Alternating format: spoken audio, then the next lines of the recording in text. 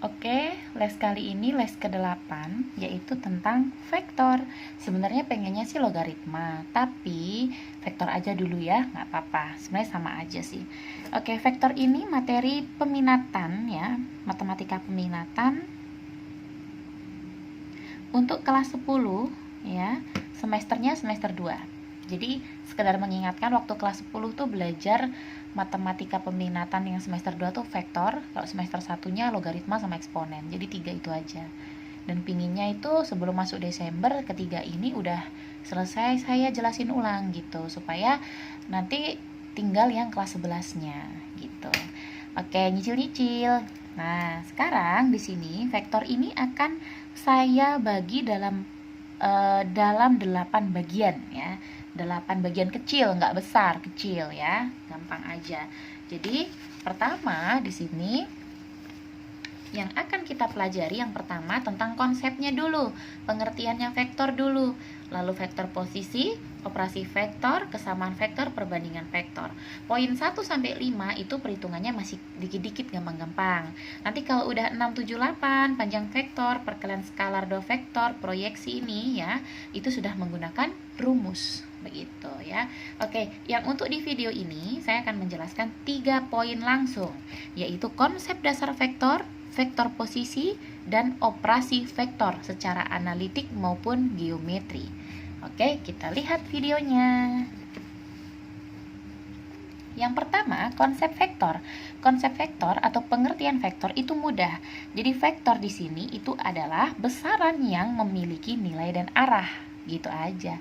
Jadi ada nilainya, ada arahnya. Beda dengan skalar. Kalau skalar tidak punya arah dia, tapi punya nilai. Contoh seperti ini.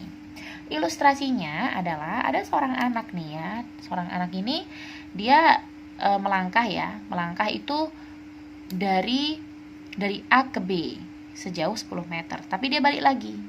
Dia balik lagi ke C sejauh 4 meter. Kalau dilihat dari jarak tempuh, berarti kan jarak tempuhnya 14. Ya kan? Jarak tempuhnya 14 karena 10 terus dia melaju lagi 4. Nah, itu membuktikan bahwa jarak itu tidak memiliki arah. Gitu. Makanya tadi di sini jarak itu adalah contoh dari besaran skalar ya. Dia adalah contoh dari besaran skalar. Dia tidak punya arah tapi punya nilai, yaitu 14. Hanya dilihat jaraknya aja, dia nggak butuh dia mau ke arah mana. Yang penting dia mempunyai jarak tempuh 14 meter gitu ya. Nah, kalau perpindahan adalah contoh dari vektor. Dia punya arah dan punya nilai. Nah, jadi kalau dilihat dari perpindahan, itu ngitungnya jadi 10 tambah min 4 gitu. Karena 10 meter ke kanan, lalu balik lagi ke kiri. Jadi perpindahan anak itu totalnya dari A ke C berarti kan berapa? 6 kan? Meskipun dia melalui B juga, tapi tetap 6 dari A ke C gitu. 10 kurang 4, kurang lebih seperti itu. Jadi kalau vektor itu dia punya nilai dan arah. Sedangkan skalar tidak gitu. Nah, terus selanjutnya setelah pengertian vektor ada materi sedikit ini tentang menggambarkan vektor. Masih ingat nggak sih menggambarkan vektor? Masih ya, pasti masih ingat. Nah, menggambarkan vektor di sini sebelumnya gimana ya? Vektor itu kan bisa digambarkan sebuah garis nih, garis. Ingat, ini adalah titik pangkal. Ya, titik pangkal. Titik pangkal atau titik awal dari vektor. Terus yang ini anak panah ini itu adalah arah vektornya, ujung ya, ujung. Dan yang ini nih itu adalah panjang vektor. Gitu doang sih ya. Nah, nulisnya sekarang gimana nih nulisnya vektor? Notasi vektor. Nah, ini kalau model garis kayak gini berarti ini pangkalnya, ini ujungnya. Berarti nulisnya AB dengan anak panah di atas kayak gini, huruf besar. Tapi kalau saya balik begini, ya berarti BA dong. Yang ditulis pertama itu huruf yang merupakan titik pangkalnya, gitu. Ini pangkal atau awal, ini ujung, ya. Ini pangkal. Yang ada tanda panahnya ini ujung, titik ujungnya, gitu ya. Gitu. Nah, terus menamakan vektor itu bisa juga dengan huruf yang bukan huruf besar. Kalau dua huruf begini huruf besar. Ya, tapi kalau satu huruf berarti huruf kecil aja, misal vektor U atau vektor A gitu kan, atau bisa di bawahnya garisnya, atau bisa dengan U atau A biasa tapi dengan huruf tebal. Ini harus tebal ini ya, gitu. biasa sih yang kayak gini yang biasa digunakan, yang umum dengan yang seperti ini. Oke, itu penulisannya, sekedar mengingatkan. Lanjut dengan vektor di ruang 2 atau dimensi 2. Kalau di dimensi 2 berarti hanya terdiri X dan Y, ya kan? Kalau di bidang kartesius dimensi 2 itu hanya sumbu X dan sumbu Y. Nah, kalau ada tulisan kayak gini nih misal nih, ini kan ini di bidang kartesius ya, nih garis apa nih namanya, kertasnya kertas berpetak ini ya. Jadi ini ada vektor. Berapa nih vektornya gitu. Nah, ini sebenarnya kita hitung aja nih. Hitung aja, ini kan pangkal, ini ujung. Kita hitung aja 1 2 3. Berarti ini sumbu X-nya itu adalah 3. Sumbu X itu yang mendatar toh. Ini kan yang mendatar sumbu X yang apa namanya? Yang seperti ini, yang tidak mendatar itu adalah sumbu Y. Yang vertikal ya. Ini yang vertikal itu kan sumbu Y. Jadi kalau sumbu X-nya ini 3 di 3 petak, 3 satuan ya. 1 2 3, berarti 3. Kalau yang ini dari titik ujung ini ke pangkal lagi ke ujung, berarti 1 2 3 4. Jadi vektor A yang diketahui garis seperti ini kita bisa menuliskan 3 4. Jadi 3 itu menyatakan arah kanan positif. Nah, kanan kan? Makanya positif.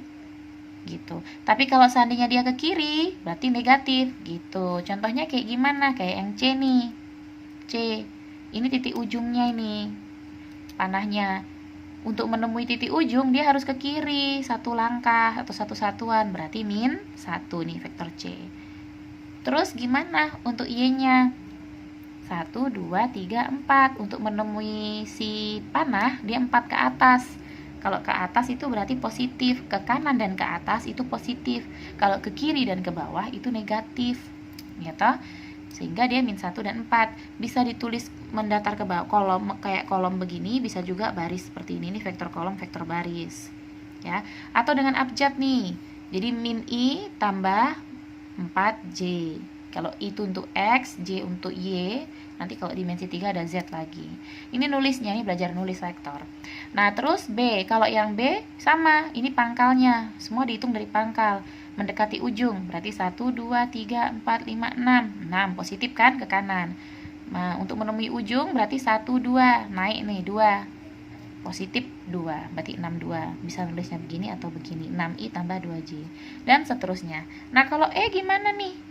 Kalau E gimana? Ya nggak gimana-gimana ya, karena ini dari pangkal, berarti kan untuk menemui ujung dia ke kanan nih. Tu, wa, ga, patma. Makanya X-nya 5. Baru Y-nya gimana? Nggak ada, karena dia tepat sejajar sumbu tepat di sumbu X, berarti Y-nya 0. Udah gini aja. Berarti 5I menulisnya. Gitu. J-nya tidak ada, 0. Oke, selanjutnya. Gambarkan vektornya. Nah, kalau ini tadi diketahui gambarnya, suruh menulis vektornya. Kalau ini diketahui vektornya, suruh nulis gambarnya. AB, garisnya gimana? 5 dengan 2, berarti ke kanan 5, ke kiri 2. Usahakan ke kanan 5, berarti kan 1, 2, 3, 4, 5. Ke kiri, ke atas 2, 1, 2. Jadi gambarnya kayak gini. CD juga sama ya, seperti itu. Dengan ujung D, dengan ujung B. Gitu. Kalau kayak gini gimana? Berarti dia ke kanan 3, ke kiri ke bawah ya, ke bawah 6. Gitu. Kalau Y kan bawah, atas bawah. Tapi kalau X, sumbu X itu yang mendatar itu kan kiri kanan. Gitu. Oke? Nah, kalau di ruang 3 gimana? Kurang lebih di ruang 3 sama. Cuma ketika nanti dia digambar sudah bukan bentuk garis-garis begini. Bentuknya seperti balok ya, karena ruang 3. Ini saya lewatin saja dulu ya, karena kayaknya kalau ujian tuh lebih banyak di hitungannya gitu. Kalau ini mau dijelasin juga agak lama ya. Kita fokus dulu yang lain. Oke. Selanjutnya adalah vektor posisi. Untuk yang menggambar vektor ini tadi, mungkin lebih tepatnya nanti kalian belajar sendiri dulu ya untuk menggambarnya. Tapi intinya kalian tahu bahwa kalau di